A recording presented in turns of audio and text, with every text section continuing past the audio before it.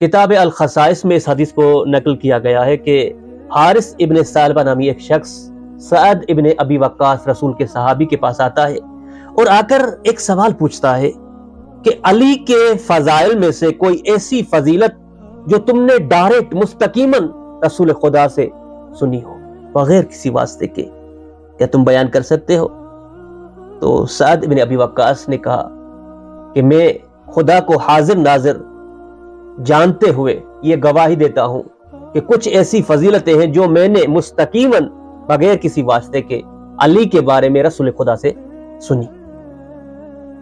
ان میں سے پہلی فضیلت سعد نے جو بیان کی، رسول کے صحابی نے، وہ یہ بیان کی کہ بعث رسول اللہ ابا بکر بالبراء۔ جب سورہ توبہ نازل ہوئی، اس کی کچھ آیات نازل ہوتی ہیں، تو پیغمبر خدا نے سب سے پہلے وہ آیات دے کر ابو بکر کو ان آیات کی تبلیغ کے لیے مکے کی طرف روانہ کیا۔ شیعہ سنی تمام کتب میں یہ روایت، یہ حدیث موجود ہے۔ ابو بکر جیسے ہی روانہ ہوتا ہے تو پیغمبر خدا نے فوراً مولا علی کو اس کے پیچھے بھیجا کہ وہ آیات لے کر ابو بکر کو واپس بھیجو اور تم اس کی تبلیغ کے لیے مکے کی طرف روانہ ہو جاؤ۔ ایسا ہی ہوا، اور فطری سی بات ہے، ایک بہت بڑی فضیلت تھی۔ قرآن کی آیات کی تبلیغ کفار کے درمیان میں جا کر کرنا ایک بہت بڑا شرف تھا۔ جب یہ شرف ان سے چھینا گیا تو واپس رسول خدا کی خدمت میں آتے ہیں اور آ کر کہتے ہیں یا رسول اللہ، کیا میرے بارے میں کچھ نازل ہوا ہے؟ کیوں آپ نے پہلے مجھے بھیجا، پھر یہ شرف مجھ سے چھینا گیا اور علی کو یہ شرف عطا کیا گیا؟ تو آپ نے فرمایا کہ جبریل نازل ہوا، اس نے کہا کہ لا یؤدی الا انت اور رجل منک، خداوند متعال کا یہ حکم ہوا ہے کہ سورہ برات کی تبلیغ کے لیے یا تو آپ خود جائیں یا وہ شخص جائے جو آپ جیسا ہو، آپ میں سے ہو۔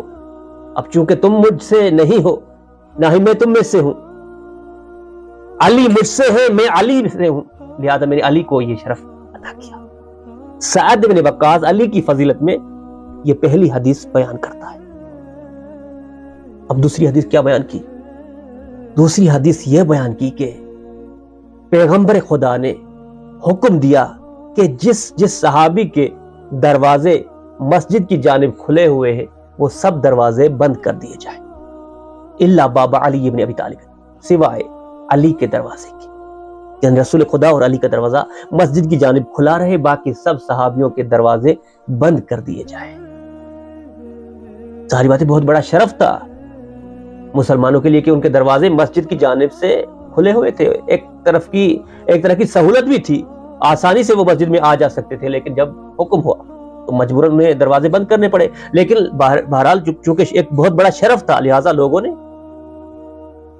چون چرا کرنا شروع کر دی، یہاں تک کہ رسول خدا کے رشتہ دار چچا ابن عباس، انہوں نے کہا کہ اگر آپ نے دروازے بند کروانے ہی تھے تو سب کے کرواتے، علی کے دروازے کو کیوں کھلا رکھنے کی اجازت دی ہے؟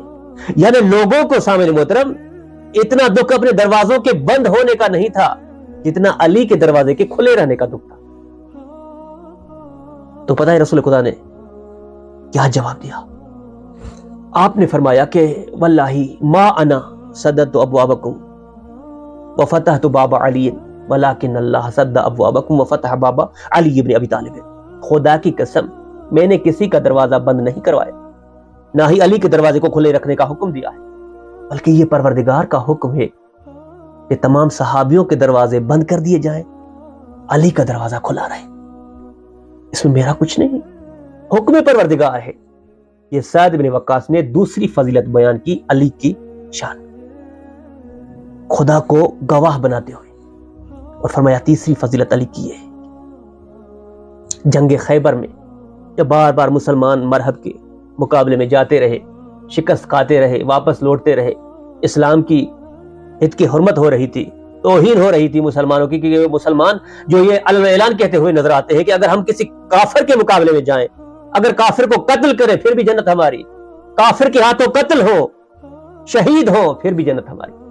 تو یہ کون سے مسلمان ہیں جو مرحب کو، اس کی طاقت، اس کے پاور، اس کے رعب اور دبدبے کو دیکھتے ہوئے واپس آ رہے ہیں، بھاگ رہے ہیں، فرار ہو رہے ہیں، انتشار میں منتشر ہو رہے ہیں؟ تو پیغمبر خدا نے جب یہ منظر دیکھا تو فرمایا سعد بن وقاص علی کی فضیلت میں تیسری فضیلت کو بیان کر رہا ہے. پیغمبر خدا نے فرمایا لَأُعْتِيَنَّ رَعْيَةَ غَدًّا رَجُلًا قَرَارًا غَيْرَ فَرَارٍ يُحِبُّ اللَّهُ وَرَسُولُهُ وَيُحِبُّهُ اللَّهُ وَرَسُولُهُ لَا يَرْجِعُ حَتَّى يَفْتَحَ اللَّهُ عَلَى يَدِهِ. رسول خدا نے کہا کہ کل میں علم اس کو دوں گا جو مرد ہوگا، جو قرار ہوگا، غیر فرار ہوگا، جس سے اللہ اور اس کا رسول محبت کرتا ہوگا اور وہ بھی اللہ اور اس کے رسول سے شدید محبت کرتا ہوگا. تب تک وہ واپس نہیں آئے گا جب تک باب خیبر کو فتح نہ کرے. اور یہ صحابی کہتا ہے کہ جب پیغمبر نے یہ حدیث فرمائی تو پوری رات تمام صحابی جاگتے رہے کہ یہ شرف کسے ملنے والا ہے. حتیٰ کہ وہ بھی جاگ رہے ہوں گے جو بار بار علم کو لے کے جا رہے تھے اور فرار کر کے آ رہے تھے مرحب کو دیکھ کر. انہیں بھی امید تو بلاخر تھی کہ شاید یہ شرف ہمیں ملے. تو میں ایک سوال کرنا چاہتا ہوں، آج جو یہ کہا جاتا ہے کہ علم کو دیکھنے سے نکاح ٹوٹ جاتا ہے، علم کو اٹھانا بدعت ہے، اگر علم کو اٹھانا بدعت ہوتا تو اس شرف کے حصول کے لیے صحابی پوری رات جاگ کر کیوں گزارتے؟ معلوم ہوا کہ علم برداری، علم کا مقام اتنا بلند ہے، یہ شرف اتنا بلند ہے کہ صحابی مجبور تھے کہ پوری رات جاگ کر گزاری کہ شاید یہ شرف ہمیں مل جائے. سعد کہتا ہے کہ جب علی نے مرحب کو قتل کر کے باب خیبر کو فتح کیا اور یہ شرف اپنے نام کروایا کہ وہ اللہ کا بھی محبوب ہے، رسول خدا کا بھی محبوب ہے، وہ مرد ہے، وہ قرار ہے، غیر فرار ہے.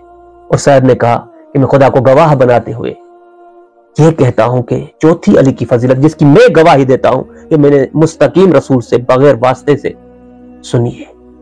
غدیر کے مقام پر رسول خدا نے علی کے ہاتھ کو بلند کرتے ہوئے فرمایا تھا من کنت مولاہ فہذا علی مولا اللہم والی من والاہ وعادی من عاداہ وانصر من نصرہ وخذل من خذلہ. جس کا میں مولا، رسول خدا نے فرمایا جس کا میں مولا اس کا علی مولا. اے میرے پروردگار، محبت کرنا اس سے جو علی سے محبت کرے، دشمنی رکھنا اس سے جو علی سے دشمنی رکھے، جو علی کو شکست دینے کی کوشش کرے اسے ذلیل و خوار کر دینا. یہ پروردگار کے حبیب رسول خدا دعا مانگ رہے ہیں. یہ چوتھی فضیلت علی کی.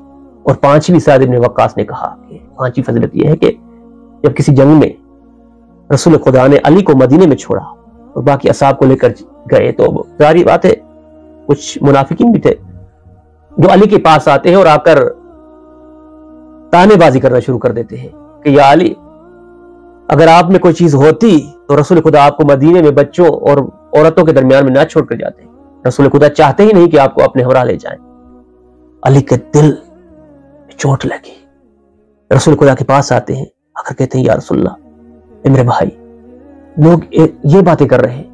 تو وہاں پر رسول خدا نے فرمایا اما ترضى ان تكون مني بمنزلة هارون من موسى الا انه لا نبي بعدي.